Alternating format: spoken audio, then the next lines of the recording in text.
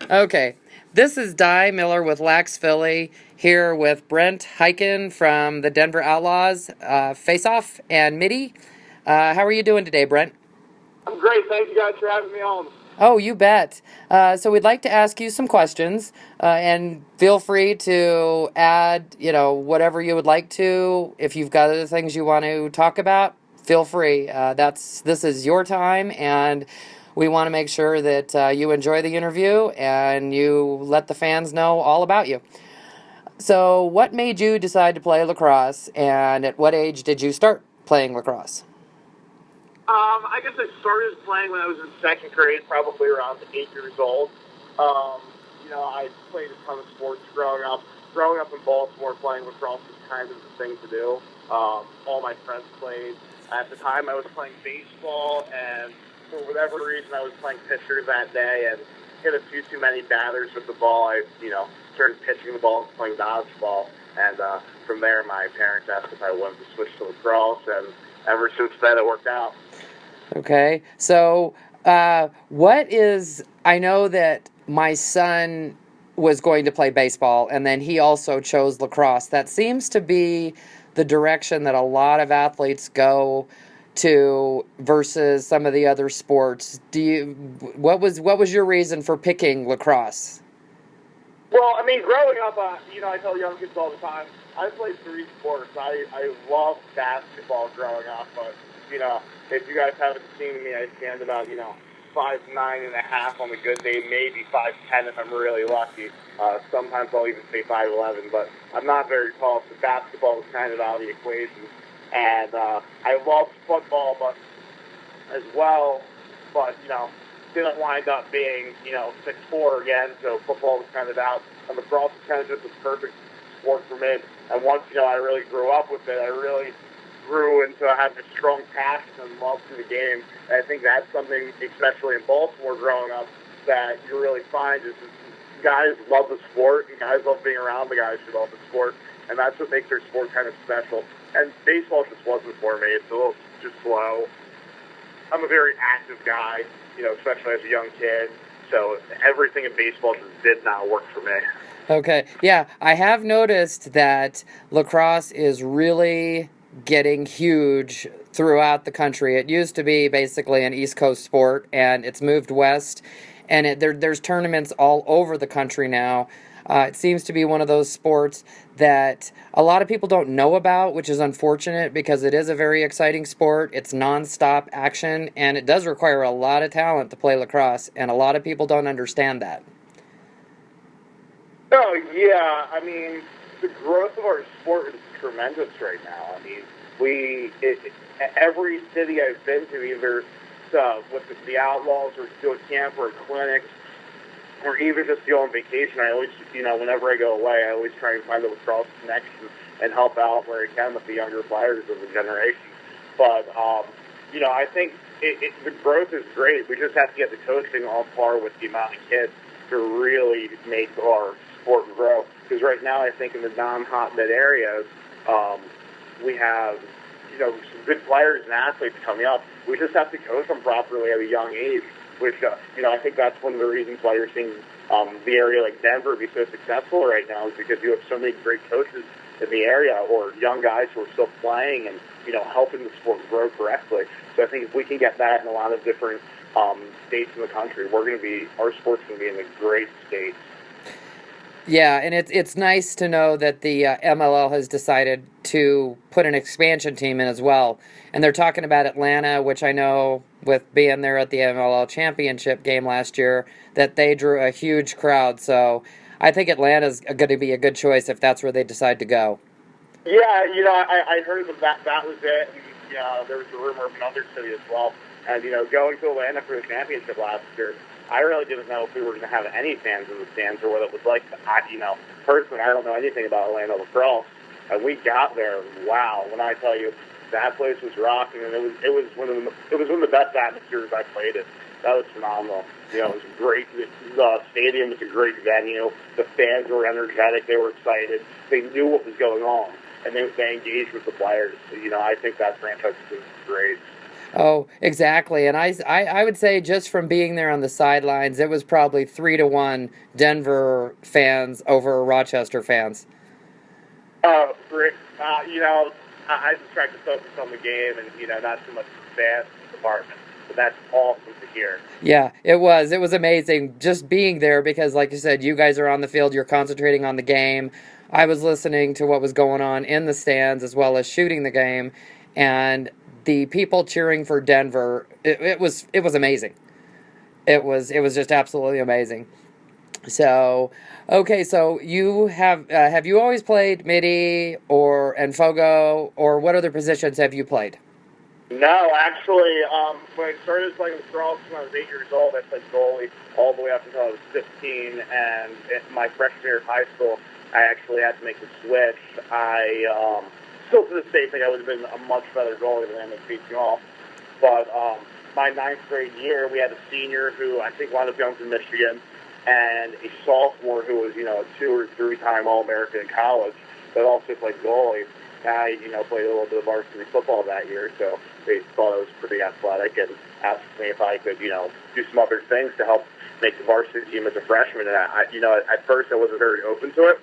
And then they, said, hey, you're going to play in the, I made the varsity team. They asked me to play in the JV scrimmage.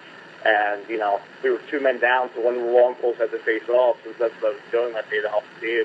And they asked me to take it, and I, somehow won the face-off. Still don't know what I did to win it, but I did. Picked the ball up and ran down and scored. So from there, the coaches were just like, this is what you're going to do. And, kind of learned the ins and outs of the face-off position in ninth grade. But my entire life, I was a goalie. I still think I would have been a pretty successful goalie if I stuck it out. Yeah, you do very well at face-offs, especially going up against the veterans. Typically, a rookie getting in there, or like with last year, there's that nervousness about going up against the guys that have been doing it for a while. And you did really well last year. And I remember that first goal you scored on that face-off. That was sweet. Oh, thank you. I appreciate it. There were definitely some ups and downs in my rookie season. I had some pretty good games, and then I had, one not so good game. But, it's all a learning experience, and it's kind of different from in college where I left my senior year as an All-American and, one of the top guys on the totem pole to you get to the MLL and you're a rookie again, you're right at the bottom, so you kind of have to humble yourself a little bit and learn the ins and outs of a different game.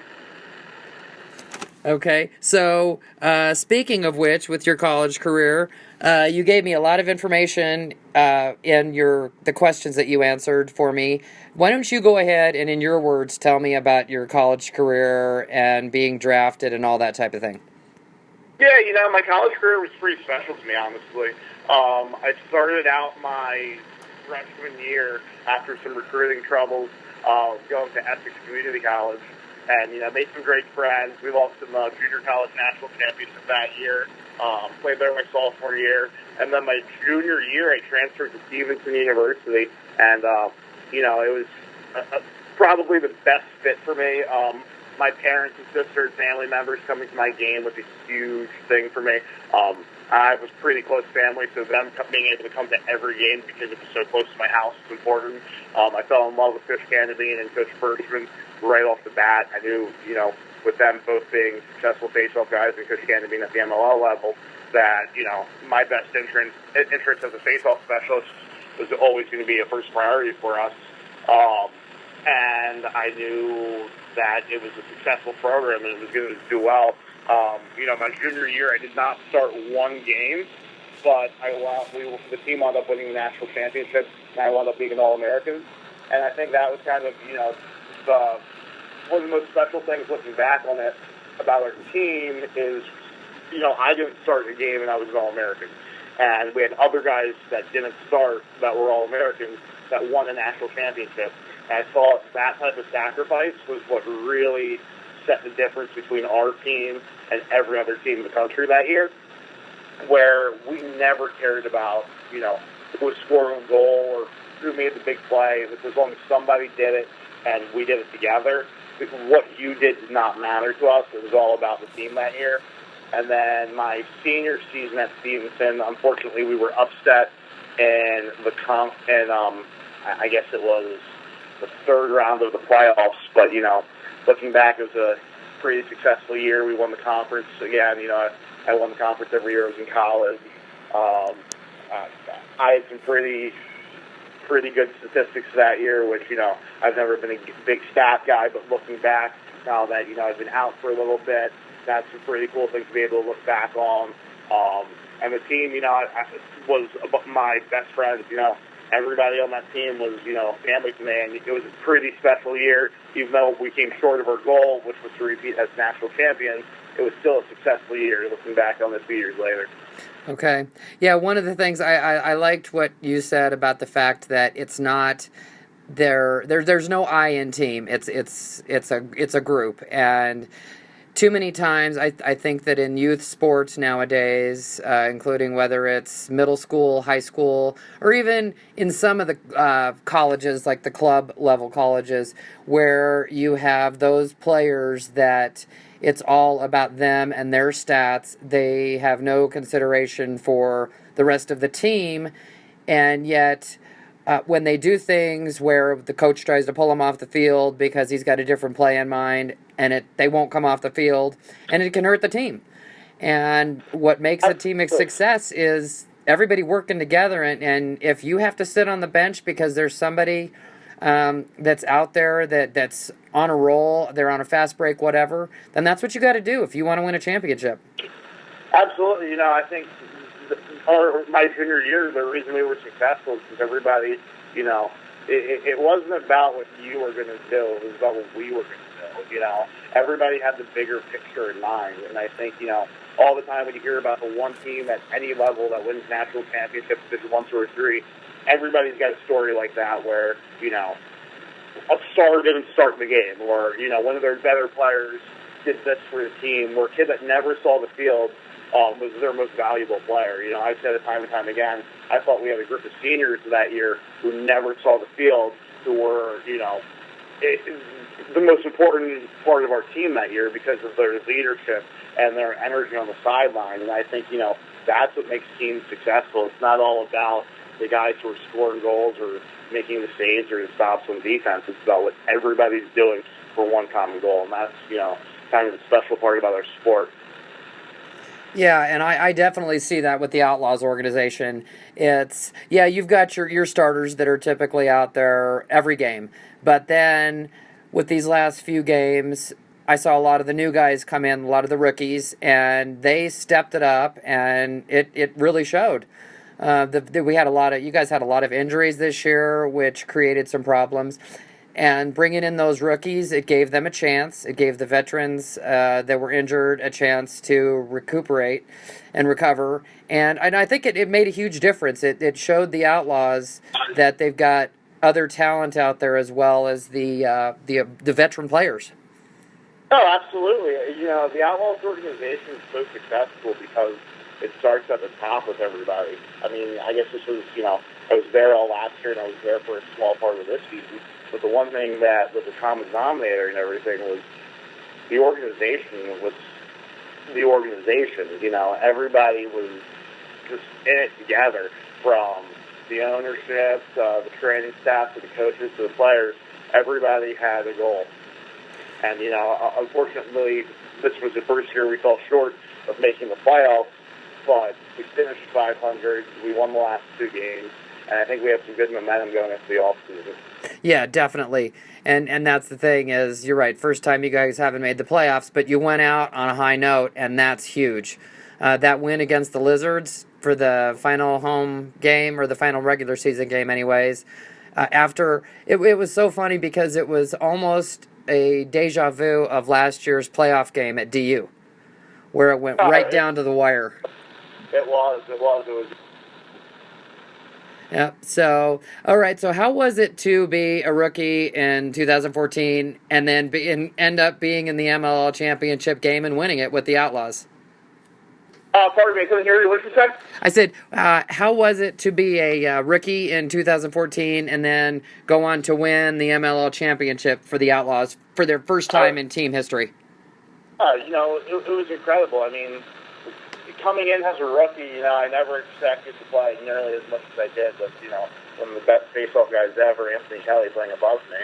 And, he went down, and, I had my ups and downs throughout the year, but he was there for me the whole year. The staff was there, the players were there, and, I played a very small part in it coming down the stretch. I took a bunch of base-offs, but I think that was another reason we were successful, is everybody did their job.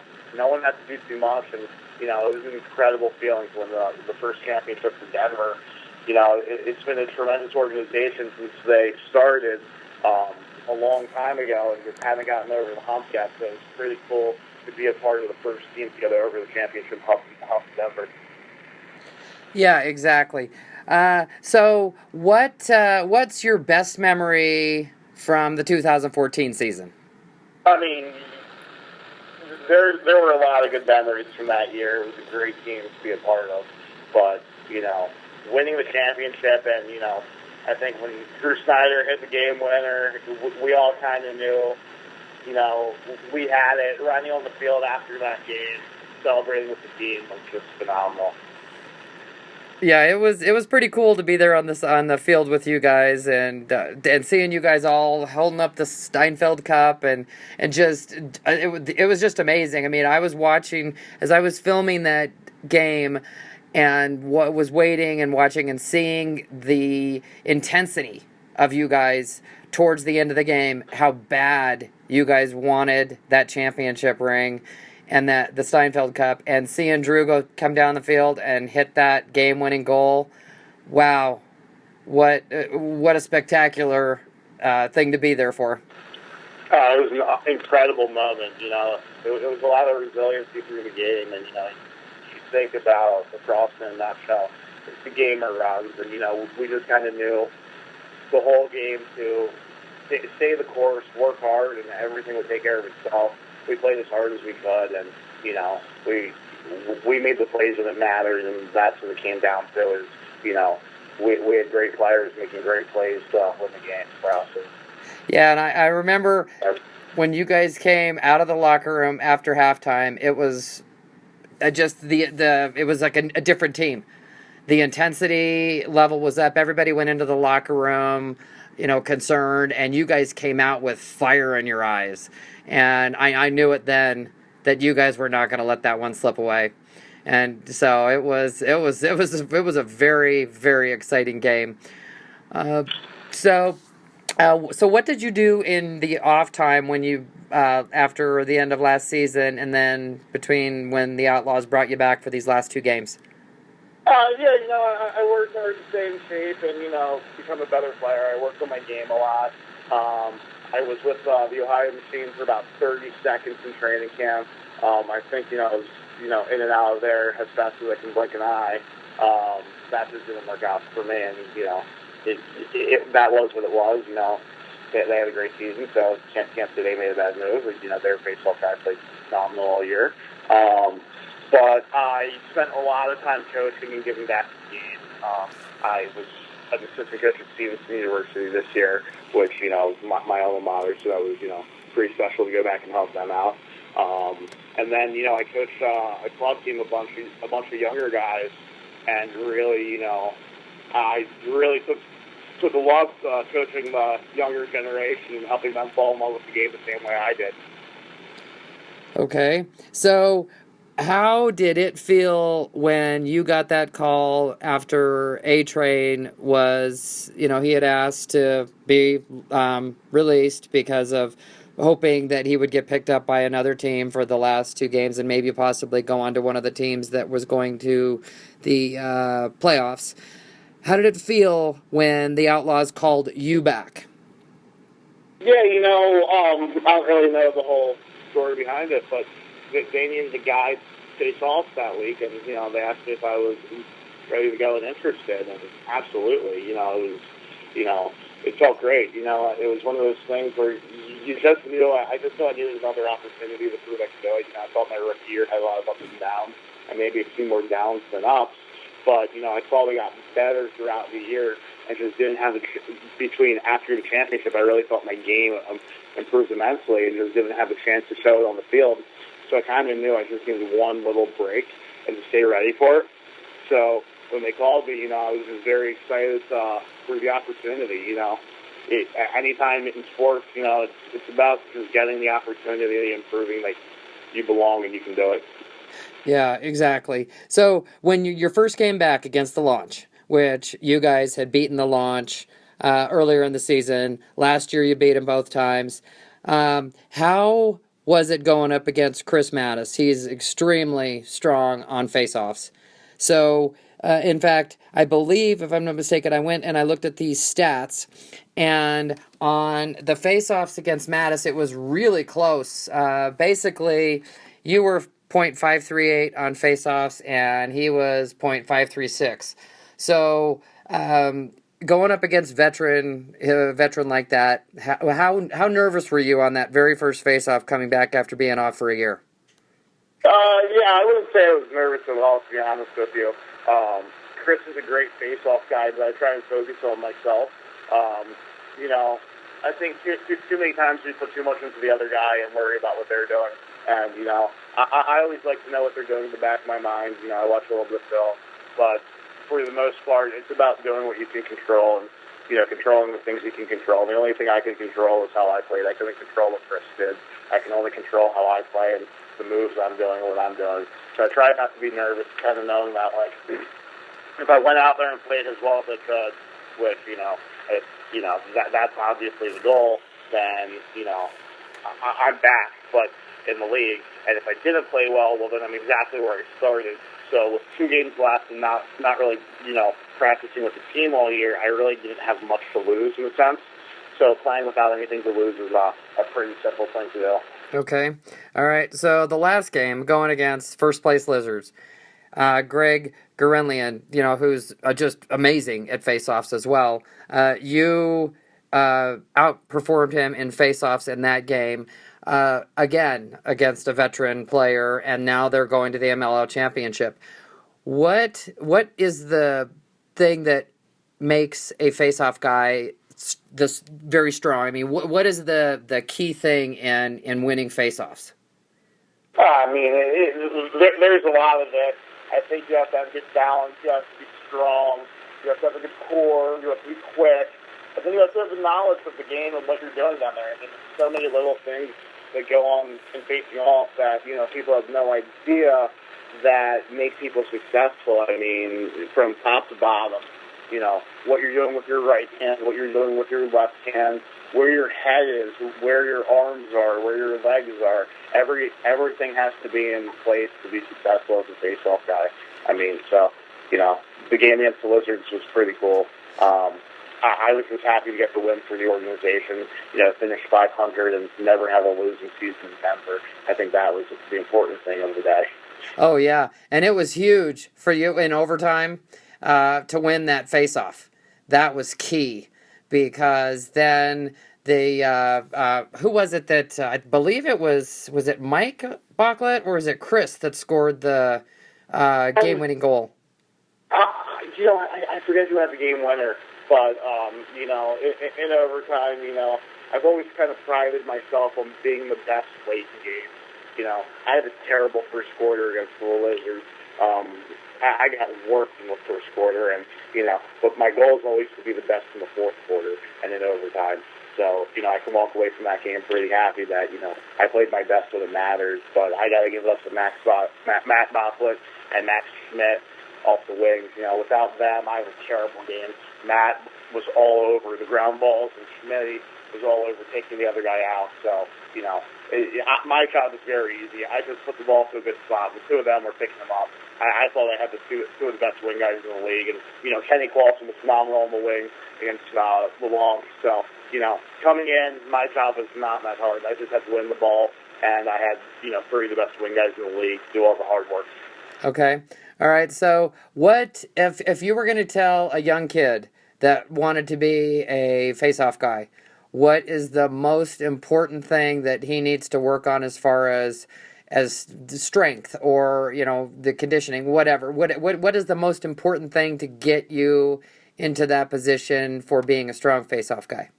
I think the most important thing to be a good face-off guy is to have a good work ethic because, there's so many things you have to work on. You have to be strong, you have to be conditioned, and then you have to have great technique. If you have bad technique as a face-off guy, you're going to be terrible. I mean, years ago, if you were a pretty athletic guy, you could be a decent face-off guy without good technique. But the position's so specialized now, and people work so hard at it with different things just to be phenomenal at the face-off position that you just have to have a phenomenal work ethic and outwork your opponent. I mean, it's a 3-on-3 battle in a sense where the wings are involved, but for the most part, it's a one-on-one. It's you versus the other guy. So you have to have an attitude that there's no way you're going to lose, and you have to know that you outwork your opponent every time you step on the field. And if you don't have a work ethic to outwork your opponent every time you face off, you're probably not going to be very successful at it. Okay. My biggest thing to a young kid, if you want to be a good face-off guy, develop a work ethic like no one else has. Okay. All right, so my last question for you is, what are your plans for the off-season? My plans for the off-season are to get on the best day possible to come back into training camp. I think that's going to be big for me, is just to stay and get in great shape for camp next year to help the team out. And I'm going to coach as much as possible. I'm going to coach back at Stevenson this year, take the face-off guys again, along with coaching a club team I coach, and, really, helping the younger generation of lacrosse players fall in love with the game. Like I said, I fell in love with the game at a young age, and, I loved it. So I think, if I can make a difference in the younger players' life and make them, really love the game the way I do, then, I did my job and I gave back to the game. Because I think lacrosse gives us so much, in a sense where, all of my best friends really came from lacrosse. My best moments in college came from lacrosse. Some of the best moments I had with my family were after a lacrosse game.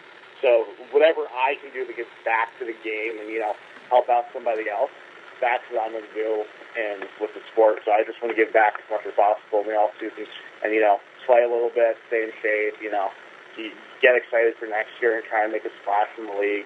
I still don't think I've really established myself yet. I just want to make a name for myself and establish myself in the league and hopefully get another Seinfeld Cup with the Outlaws. Yeah, that would be fantastic. And I am looking forward to seeing you on the field with the Outlaws again next year. And I hope that you have a great summer and winter. And I want to thank you so much for taking time out of your day to talk with me and let everybody get to know Brent Hiken, not just face-off guy, but Brent Hiken, the person, the player, and a fantastic person. Oh, thank you so much. I really appreciate your time, and